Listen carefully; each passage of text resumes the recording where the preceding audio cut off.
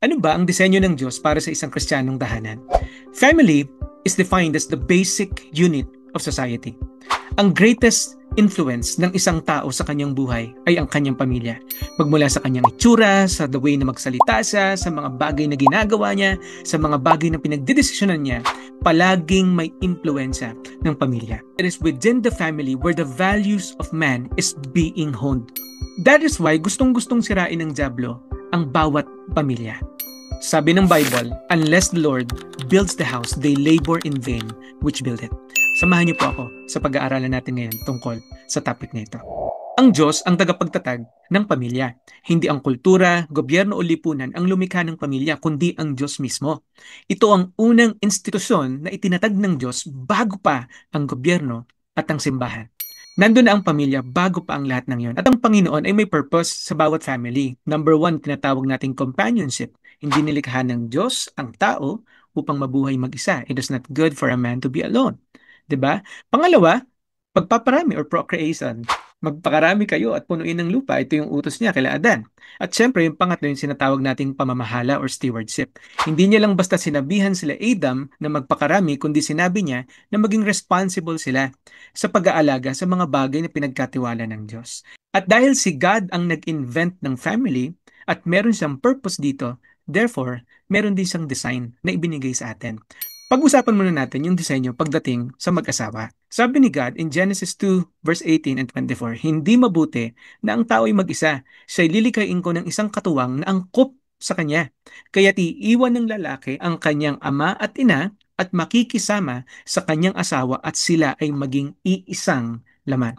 Ito ang disenyo ng Diyos, isang hiwaga ang pagpapakasal. That once you are married, ang sabi ng Bible, you become one. Ang tagumpay niya ay tagumpay mo. Ang pagbagsak niya ay pagbagsak mo. Iisa na kayo ngayon. Ang sabi din ng Bible in Ephesians chapter 5, mga babae, pasakop kayo sa inyong asawa gaya ng sa Panginoon. Mga lalaki, ibigin ninyo ang inyong asawa gaya ng pag-ibig ni Kristo sa iglesia. Tignan natin ang mga ito. Ang primary task na ibinigay ng Diyos sa lalaki ay ang maging leader ng tahanan. Hindi ibig sabihin na mas mataas siya kaysa sa babae, pantay lang sila kasi iisa lang sila. Pero yung task ng pagiging leader, sa kanya pinagkatiwala at bilang isang leader, ang bili ng Panginoon ay mamuno ka ng merong pag-ibig.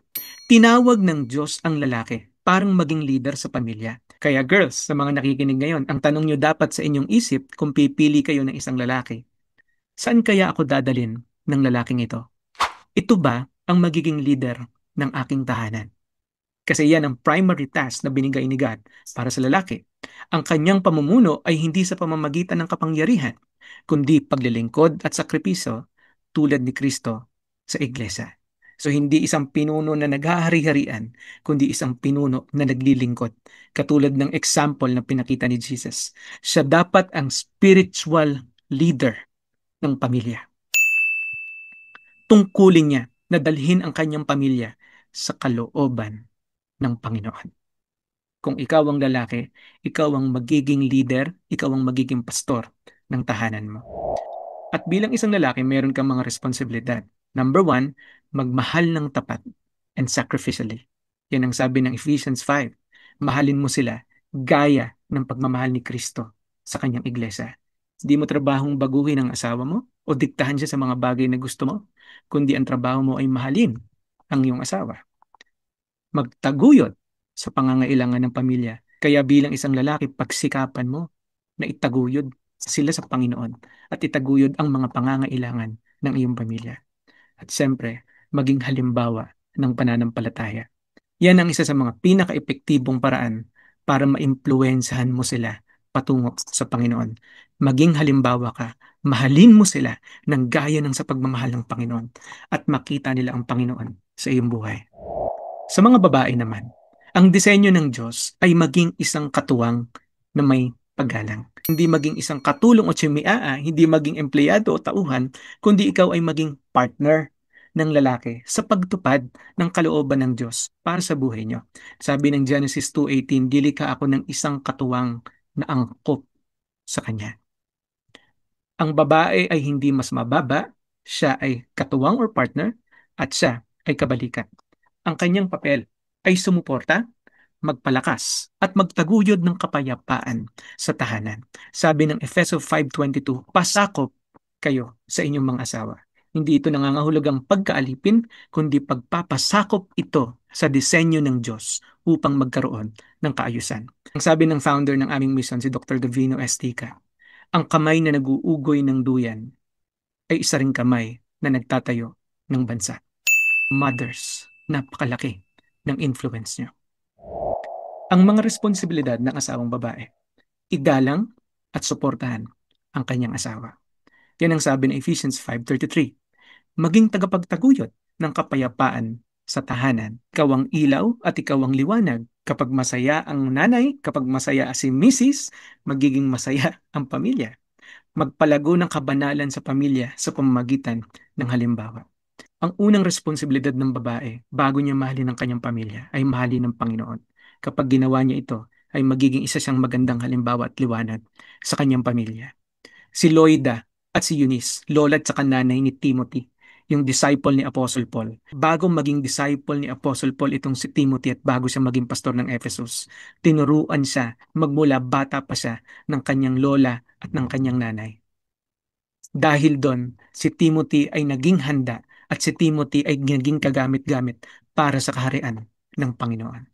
The greatest influence in the life of a child is his parents. Para naman sa mga anak, ito ang disenyo ng Diyos.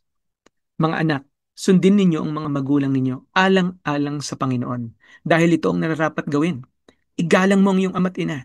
Ito ang unang utos na may kasamang pangako upang maging mabuti ang iyong kalagayan at mabuhay ka ng matagal. Bilang isang magulang naman, tignan natin kung ano yung mga bilin ng Diyos tungkol sa ating mga anak. Number 1, ang mga anak ay regalo ng Diyos. Malinaw yan na sinabi sa Psalm 27:3.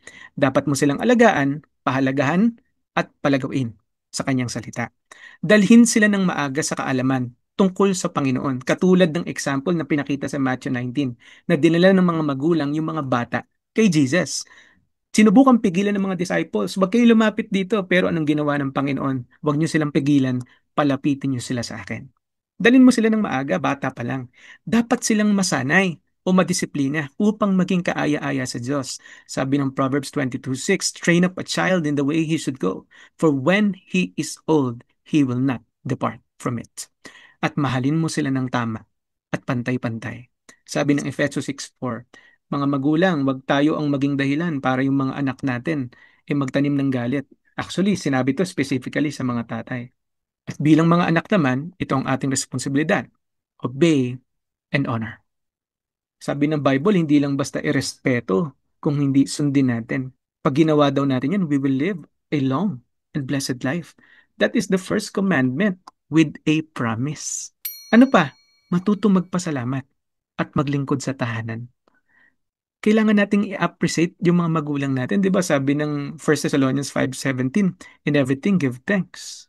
Sabi ng Colossians 3:17, dapat kayong maging mapagpasalamat. Ang isang anak ng Panginoon dapat magkaroon ng attitude na ganyan. Magpasalamat tayo sa pamilya natin. Ang laking bagay na ina-appreciate natin yung ating family, lalo na yung ating parents. At kahit bata pa tayo, ay pwede na tayong makatulong sa kanila, hindi lang basta sa pagbibigay ng pera, kung hindi sa pagtulong sa gawaing bahay. Isa na itong kagaanan ng kanilang mga iniisip at responsibilidad. Alam ko na bilang isang kabataan ay meron kang mga pinagdadaan ng laban ngayon. Pero tandaan mo na pati ang magulang mo ay dumadaan din sa mga laban na yan. At habang tumatanda ka, mas lalong bumibigat ang mga pagsubok na pinagdadaanan mo. Appreciate your parents. Serve them. Serve them. Obey and honor them. Igalang ang Diyos sa lahat ng ginagawa. Bilang isang anak, establish mo ang sarili mo sa Panginoon. Magtiwala ka sa Kanya at matututo mong mahalin ng tama ang iyong pamilya. So ang Diyos ay naglagay ng divine order sa bawat pamilya na kung saan ang bawat isa ay may tungkulin. Si Kristo, ang ulo ng lahat, ang lalaki, ang magiging leader o pinuno ng tahanan, ang babae ay partner at katuwang sa tagapangalaga, mga anak ay tagasunod at tagapagdala ng pamana. Ganda-ganda ng picture na ito. This is the biblical order of the family. Kapag bawat isa ay gumaganap ayon sa disenyo ng Diyos, nagiging kanlungan ng pag-ibig, disiplina at presensya ng Diyos ang isang tahanan. Sabi ng Joshua 24:15, "Ngunit kung tila masama sa inyo ang maglingkod sa Panginoon, pumili kayo ngayon kung sino ang inyong pagdilingkuran. Ngunit kung tungkol sa akin at sa aking sambahayan, kami ay maglilingkod sa Panginoon." Alam nyo, nung sinabi niya yan, nasa lugar sila ng Shechem. Alam niyo kung saan ang Shechem? Ito ang Shechem. Nung sinabi yan ni Joshua sa mga Israelita, itong lugar ng Shechem ay merong dalawang bundok na tinukoy din in that same book in Joshua chapter 8, yung Mount Gerizim tsaka yung Mount Ebal. Mount Gerizim ay tinatawag na the Blessed Mountain at yung Mount Ebal ay tinatawag na the Cursed Mountain. Kasi mostly sa mountain na ito ay barren, hindi tumutubo yung mga halaman. At dito sa Gerizim, fertile ang lupa dito. Nung sinasabi ito ni Joshua, pinapakita niya yung contrast ng buhay ng nasa Panginoon at sumusunod sa kanyang kalooban at yung buhay na wala sa Panginoon. Na ang sino man na pipili na sumunod sa Diyos ay mapupuhay sa ilalim ng pagpapala ng Panginoon. Not just those material blessings that we know, but more than that, it will be a blessed life, not just in earth, but up to eternity. Mga kapatid, napakasarap kapag ang iyong pamilya ay madala mo sa Panginoon.